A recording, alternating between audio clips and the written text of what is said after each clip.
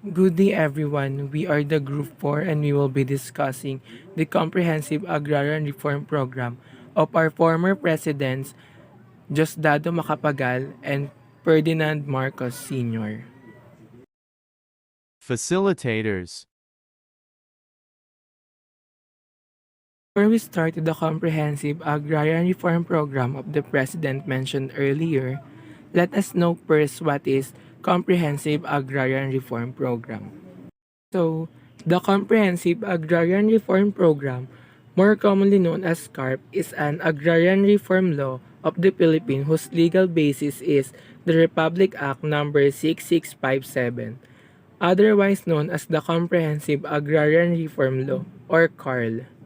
It is the redistribution of private and public agricultural lands to help the beneficiaries survive as small independent farmers regardless of the tenurial arrangement. Its goal are to provide landowners equality in terms of income and opportunities, empower landowner beneficiaries to have equitable land ownership, enhance agricultural production and productivity, provide employment to more agricultural workers, and put an end to conflicts regarding land ownership. The agrarian reform is part of the long history of attempts of land reform in the Philippines.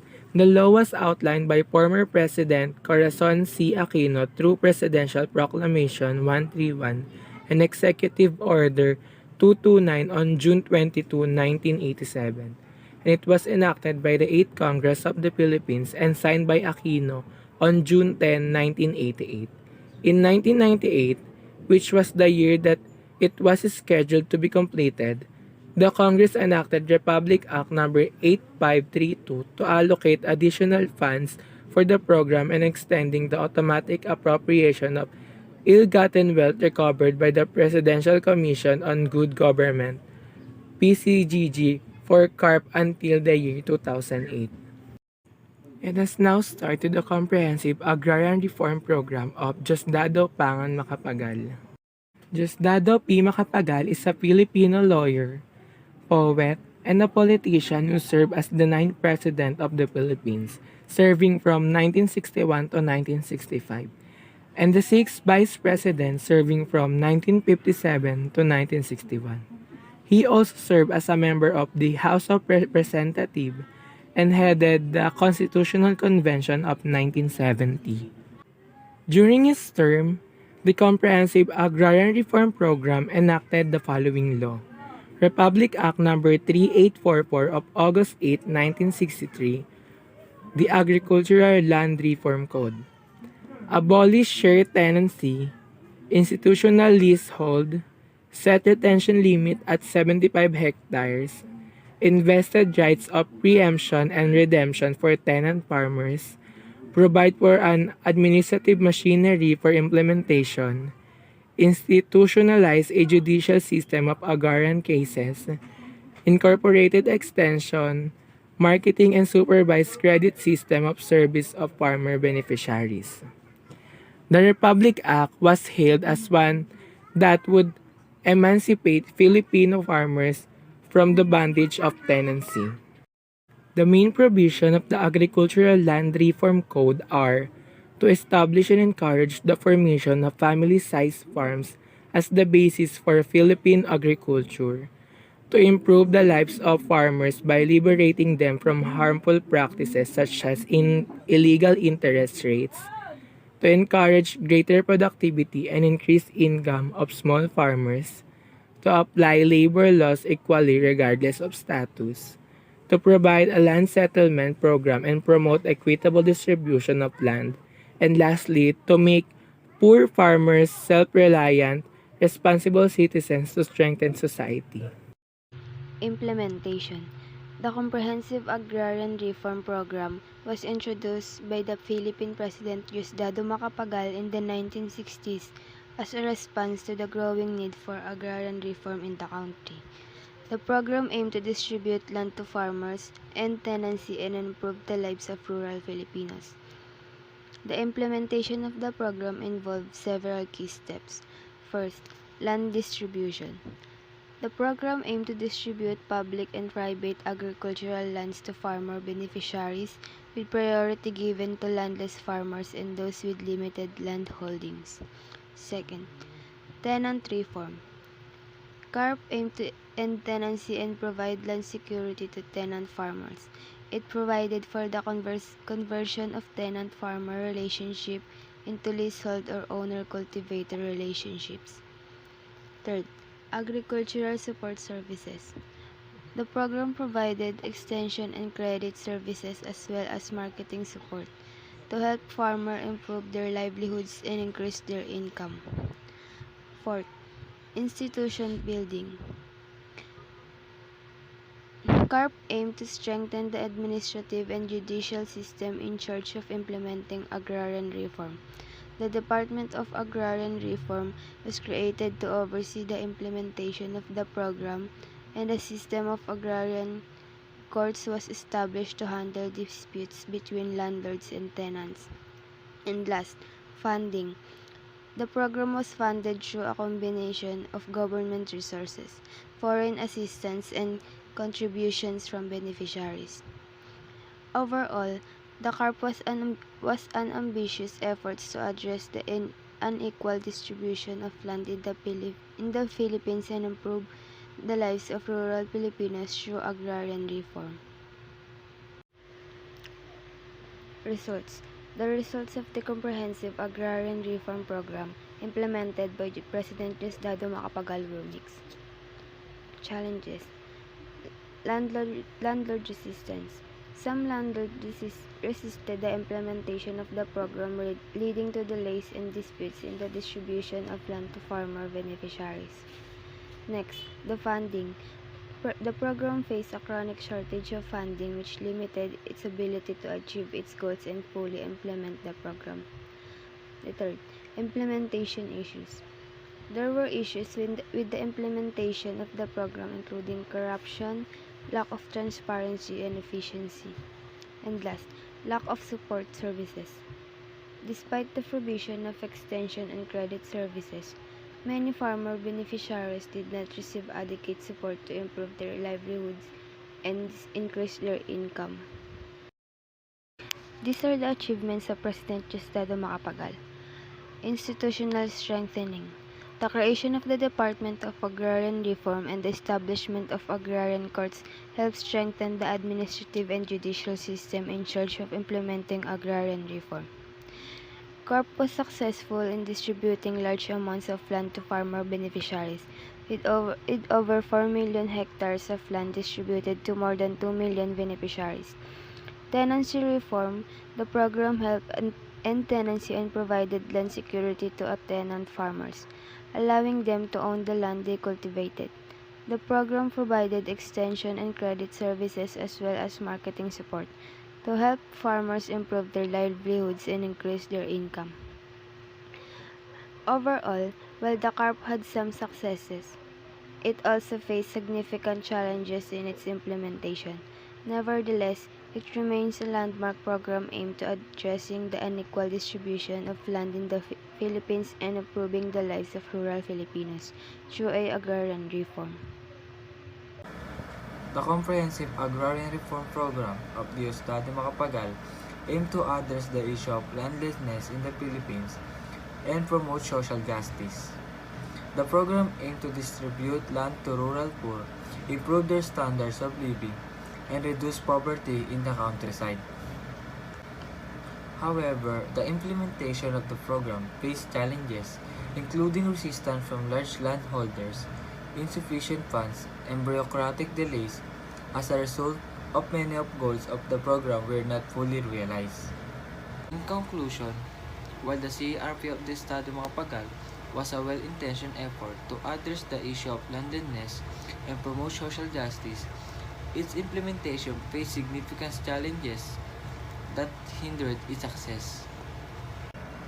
Nevertheless, the program remains an important legacy in the history of agrarian reform in the Philippines and continues to influence subsequent efforts to address the issue of landlessness. So, based on the recommendation of Department of Agrarian Reform, DAR, President Diosdado P. Macapagal enacted the following law: Republic Act No. 3844 of August 8, 1963, Agricultural Land Reform Code, abolish share tenancy, institutionalize leasehold, set retention limit at 75 hectares, and vested rights of preemption and redemption for tenant farmers, provided for an administrative machinery for implementation, institutionalize a judicial system of agrarian cases, incorporated extension, marketing and supervised credit system of services of farmer beneficiaries. So the RA was held as one that would emancipate Filipino farmers from the bondage of tenancy. Let us now proceed to the comprehensive agrarian reform program of our former President, Ferdinand E. Marcos Sr. Ferdinand E. Marcos Sr. is a Filipino politician, lawyer, dictator, and kleptocrat who was the 10th President of the Philippines from 1965 to 1986. He ruled under martial law from 1972 until 1981 and kept most of his martial law powers until he was disposed in 1986, branding his rule as constitutional authoritarianism under the Kilusang Bagong Lipunan or New Society. During his term, Proclamation Number 1081 on September 21, 1972 ushered the period of the New Society.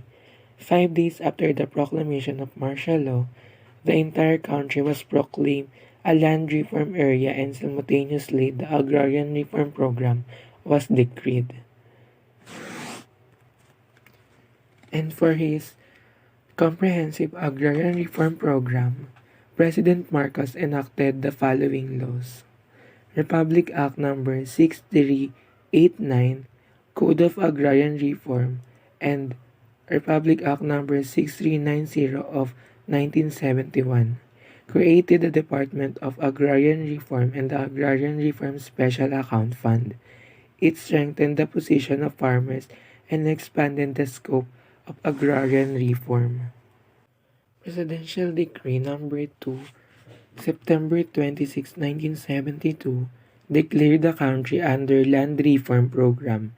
It enjoined all agencies and offices of the government to extend full cooperation and assistance to the Department of Agrarian Reform.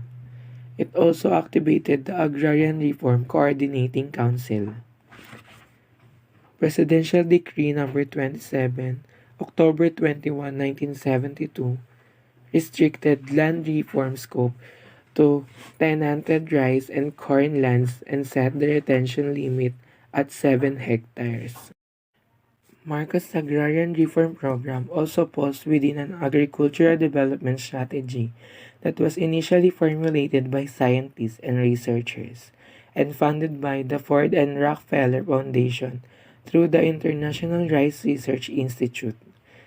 The program comprised a high-quality package that included the intensive use of fertilizers and pesticides, the introduction of new high-yielding rice varieties, water control, and social reengineering. The Cultural Land Reform Code of 1963, ultimately amended in 1971 RA 6389 by the Marcos administration to become the Code of Agrarian Reforms 1971 Code, sought to establish owner cultivatorship or cooperative cultivatorship among those who live and work on the land as tillers. It stressed family-sized farms to facilitate the flow of landlord capital from agriculture to industrial development. The code was to achieve a dignified existence for the small farmer, free from pernicious institutional routines and practices. It was installed to create a truly valuable social and economic structure in agriculture conducive to greater productivity and higher farm incomes through a cooperative system of production, processing, marketing, distribution, credit, and services. Characteristic: the 1963 code was not taken seriously until disruption occurred in 1970. Even then, the pilot area of Nueva Ecija was about the only area touched. Moray 1972, De Los Reyes 1972. On September 21, 1972, after skirmishes broke out, President Marcos declared martial law. 5 days later, Presidential Decree 27 designated the entire country a land reform area and declared land reform the cornerstone of the new society. The Marcos Land Reform Program succeeded in breaking down many of the large haciendas in central Luzon, a traditional center of agrarian unrest where landed elite and Marcos allies were not as numerous as in other parts of the country. In the country as a whole, however, the program was generally considered a failure because only 20% of rice and corn land, or 10% of the total farmland, was covered by the program. And in 1985, 13 years after Marcos' proclamation, 75% of the expected beneficiaries had not become owner cultivators. By 1988, less than 6% of all agricultural households had received a certificate of land transfer, indicating that the land they were cultivating had been registered as a land transfer holding. About half of this group, 2.4%, had received titles referred to as emancipation patents.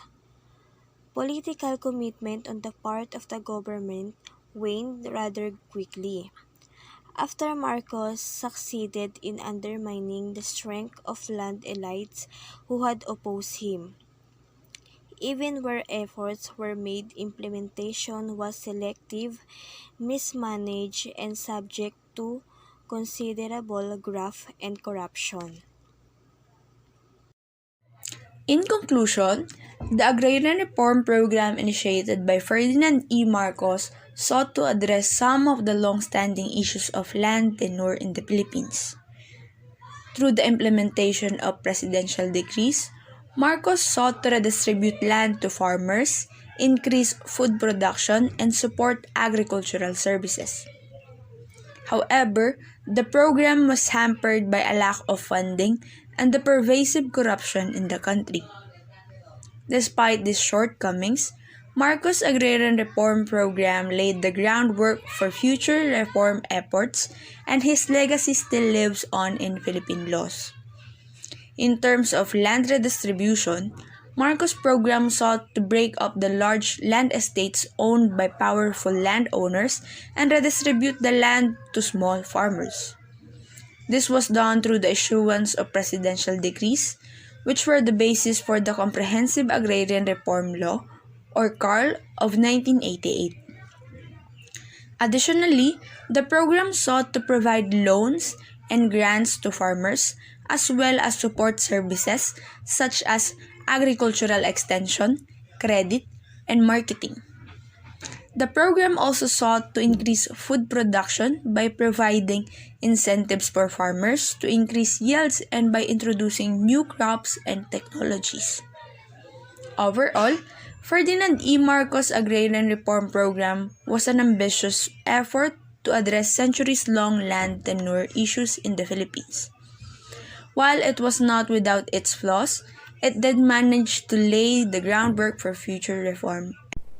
For the recommendation, It is recommended that the government of the Philippines continue to implement agrarian reform initiatives and policies to ensure that tenant farmers and small-scale farmers have access to the land and resources they need to be successful.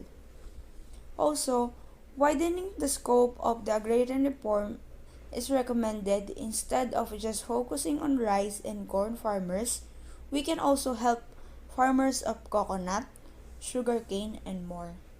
It is also recommended that the government look into ways to further improve the implementation of these reforms and ensure that they are being followed and enforced. That would be all. Thank you.